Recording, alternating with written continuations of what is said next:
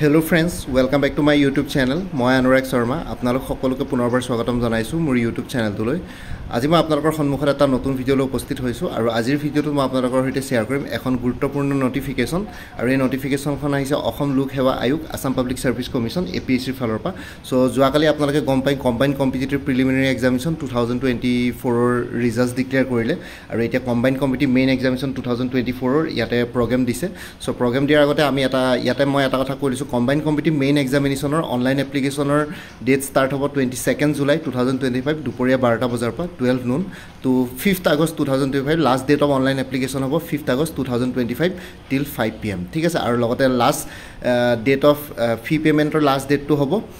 7th August 2025 5 pm লৈকে ঠিক আছে সো এইখিনি হৈ গল 22nd July to 5th August আপোনালোকৰ অনলাইন এপ্লিকেশন হ'ব মেইনছৰ আৰু 7th August লৈকে আপোনালোকৰ ফি পেমেন্টৰ লাষ্ট ডেট থাকিব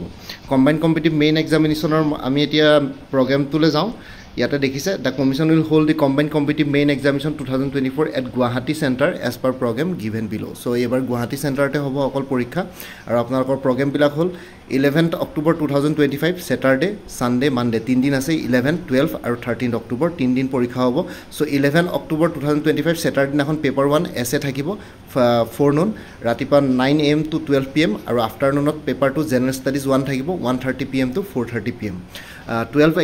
October 2025 Sunday দেওবাৰে পেপাৰ 3 জেনাৰেল ষ্টাডিজ 2 আৰু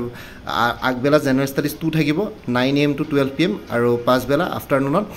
পেপাৰ 4 জেনাৰেল ষ্টাডিজ 3 থাকিব নেক্সট হৈ গল 13 October 2025 Monday paper 5 general studies 4 ৰাতিপুৱা 9টা বজাৰ পৰা দুপৰীয়া 12টা বজালৈকে আৰু পেপাৰ 6 জেনাৰেল ষ্টাডিজ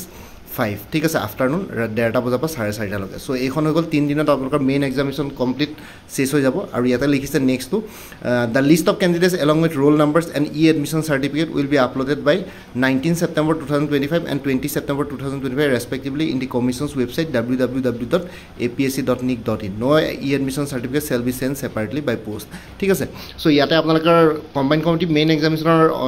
কি বুলি কয় আপোনালোকৰ list of candidates online application হৈ যোৱাৰ পিছত লিষ্ট অফ ক্যান্ডিডেটস 19 September আপোনালোকৰ লিষ্ট অফ ক্যান্ডিডেটস পাই যাব কমিশনৰ অফিচিয়েল ৱেবছাইট apsc.nic.in আৰু লগতে ই-এডমিশন সাৰ্টিফিকেট মানে ই-এডমিশন সাৰ্টিফিকেট মানে এডমিট কাৰ্ড সমূহ আপোনালোকৰ 20 September পৰা 20 September পৰা আপোনালোকে ডাউনলোড কৰিব পাৰিব কমিশনৰ অফিচিয়েল ৱেবছাইটত বাকি হেখিনি বাৰু যেতিয়া নটিফিকেশন আহিব মই ভিডিঅ থ্ৰুদি জনাম বাকি এইখনে আছিল কম্বাইন্ড কম্পিটিটিভ মেইন এক্সামিনেশনৰ যোনটো প্ৰগ্ৰাম আৰু লগতে online application date list of ক্যান্ডিডেটছৰ ডেট আৰু ই-এডমিশন সাৰ্টিফিকেট ইস্যু ডেট এইখিনি বস্তু মই কলো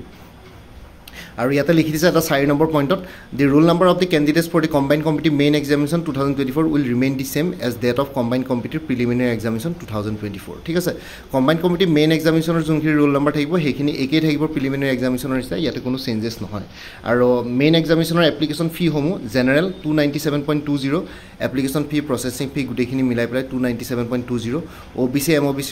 197.20 আৰু SC ST BPL আৰু PWBD আৰু women candidates সকলৰ কাৰণে total amount হ'ব 47.20 ঠিক আছে আৰু বাকি অন্য একো নাই candidates can pay their online application through internet banking debit card credit card only so mode of payment to আপোনালোকৰ অনলাইনে হ'ব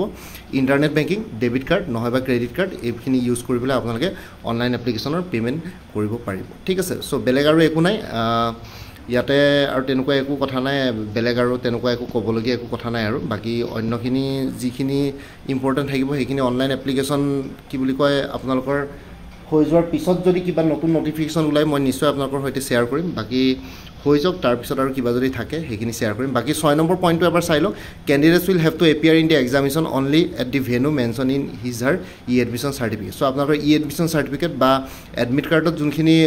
ভেনু এক্সামিনেশন ভেনু মেনশন থাকিব তাতে আপোনালোকে এপিয়াৰ হ'ব লাগিব আৰু লিখে no change shall be entered in once online application is successfully submitted ঠিক আছে এবাৰ যদি অনলাইন এপ্লিকেশন successfully submitted হয় কোনো চেঞ্জেছ ইয়াতে এন্টাৰটেইন নকৰে হেতু কৈছে if any information submitted by the candidates while filling online application form for combined competitive preliminary exam 2024 and combined competitive main examination 2024 is found wrong incorrect at any stage his or candidature will be liable to cancellation ঠিক আছে কেনেবাকৈ যদি কোনোবা কেণ্ডিডেটে combine কমিটিৰ preliminary examination আৰু combine কমিটিৰ main এক্সামিনেশ্যনৰ online application কৰোঁতে কিবা যদি ইনফৰমেশ্যন যদি ৰং বা ইনকাৰেক্ট ইনফৰমেশ্যন দিছিলে তেওঁলোকৰ যিকোনো ষ্টেজতে কেণ্ডিডেটছৰ ইয়াতে কেঞ্চেলেশ্যন হোৱাৰ সম্ভাৱনা থাকিব বুলি ইয়াতে লিখিছে আৰু candidate should contact the commission the candidate should contact the commission through email cc@apsc@gmail.com নহয় বা 180057223343 in any case of assistance regarding filling up of online application form for combine competitive main examination ঠিক আছে so' আপোনালোকৰ যদি কাৰোবাৰ যদি কিবা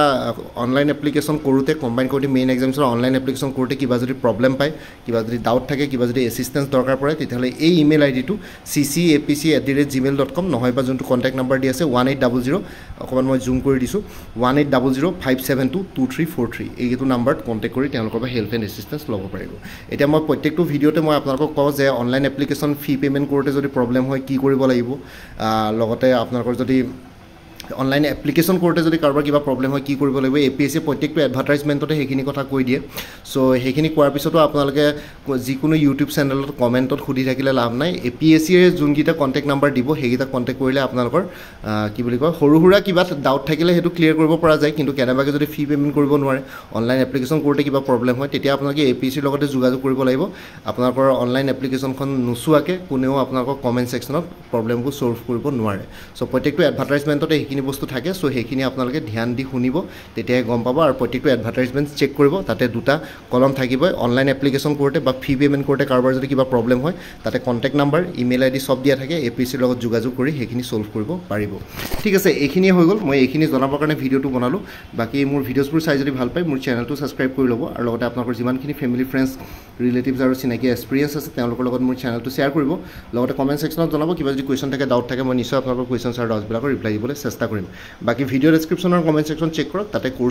course কিছুমানৰ কথা মেনশ্যন আছে কণ্টেক্ট নাম্বাৰ দিয়া আছে আপোনালোকে কোনোবাই যদি কোৰ্ছ বিচাৰে ল'ব পাৰিব ইয়াতে ভিডিঅ' ডেছক্ৰিপশ্যনৰ কমেণ্ট ছেকশ্যন চেক কৰক ঠিক আছে চ' এইখিনিয়ে আছিলে আজিৰ ভিডিঅ'টো ইমানতে সমাপ্ত কৰি আপোনালোক সকলোৰ পৰা বিদায় ল'লোঁ কাইলৈ পুনৰ এটা নতুন ভিডিঅ'লৈ আপোনালোকৰ সন্মুখত উপস্থিত হ'ম তেতিয়ালৈকে ভালকৈ প্ৰিপেৰেশ্যন কৰি থাকক সকলোলৈ অল দি বেষ্ট থাকিলে bye and take care friends Bharat Mata কি জয় আই অসম